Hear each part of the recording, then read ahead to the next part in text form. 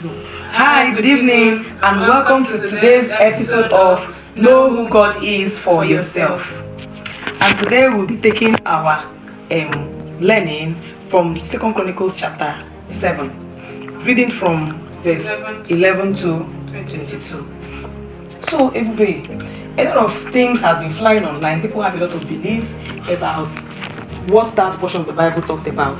Because that particular portion of the Bible talked about Solomon, King Solomon, building the temple for God. And he decided to use all he has to beautify the temple for God. Okay? So now, the confusion that flies, my own confusion, and a lot of people's confusion is this. After building that temple, it was meant that the God will dwell in that temple. Remember that that's the physical temple. Does it now mean that it is only in a physical temple, probably the church, the house of prayers, because that particular temple, that particular house that Solomon built is the house of God. Representing the churches of nowadays, the prayer house of nowadays. Doesn't mean that it is only in houses of prayers, physical houses of prayers that God dwells. That it's only when I get to the church or I go to the physical house of prayer and pray that God can answer me. No, I don't think so.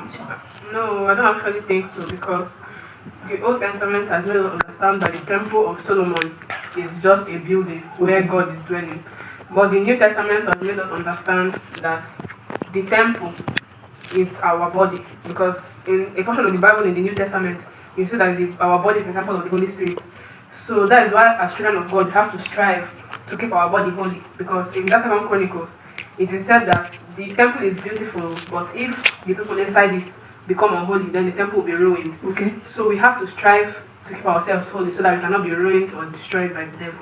So I don't believe that it is only in the house of God or in the church that God dwells.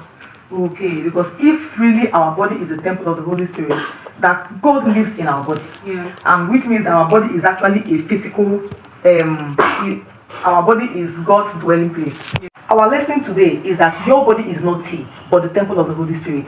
Strive to live a holy life, and the Holy Spirit of the living God will continue to dwell in you. Thank you so much for sticking around and watching. Shalom.